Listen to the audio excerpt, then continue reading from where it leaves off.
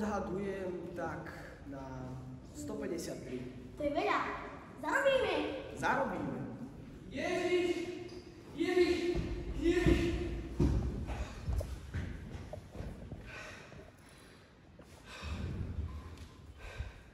Dcerka mi umiera.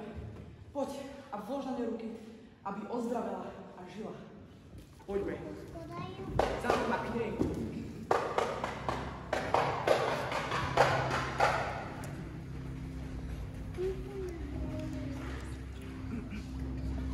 Vrátane tu pôjde Ježiš. Čaká to už celý zástup. Verím, že ho stretnem. Ježiš je moja posledná a jediná nádej. Čo sa stalo tvojej dcerke? Dcerka už mala 3 dni horúčky, až nakoniec upala do bezvedomia. Ani ja a ani doktori jej nevedeli nejako spomôcť. Musíme sa pomáhať. S dovolením. S dovolením. Netlačte sa nás. S dovolením. Prosím, s dovolením.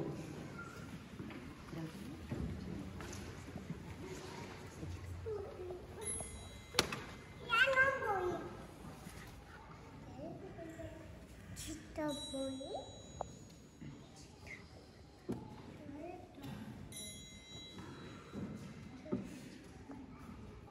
Kto sa to dotkol mojich šiat? Cítil som, že zo mňa vyšla sila. Kto sa to dotkol? Ty? Alebo ty? Alebo vy? Pane, je tu veľa ľudí. Zástupy sa na teba tlačia. A ty sa pýtaš, kto sa ma dotkol? Kto sa ma dotkol? Ty? Alebo ty? Pane, ja som to bola. Už 12 rokov trpím na hrozné krvácanie a bolesti. Pochodila som po toľkých doktoroch. Minula na to celý svoj majetok, ale nikto mi nepomohol. Práve naopak. Bolo mi stále horšie. Keď som sa dopočula o tebe, Pane, povedala som si, že sa ťa musím dotknúť. Ja som uverila, že keď sa dotknem čo len okraja tvojho odevu, určite ozdravím. Dcera, tvoja viera ťa uzdravila. Choď v pokoji a buď uzdravená zo svojej choroby. Jaj, tvoja dcera zomrela, preto sa ale otravuješ učiteľa.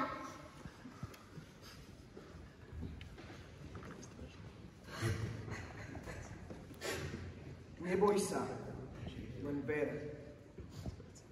Peter, Jakub, poďte so mnou.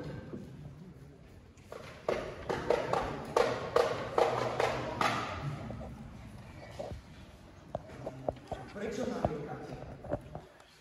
Dievča neumrelo, ale spí. Akože spí, veď už 2 hodiny nedýcha, čo to tára? Že spí, dávno zomrela.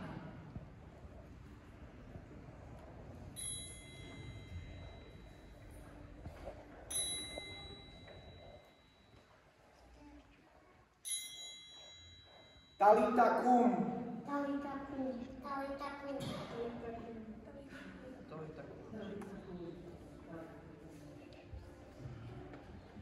Dievča, hovorím ti, vstaň.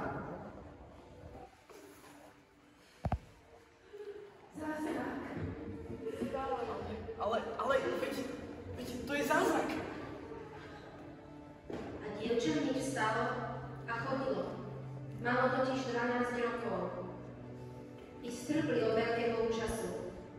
A on im prísne prikázal, že sa to nesmie nikto dozvedieť a povedal, aby dievčaťu dali jesť.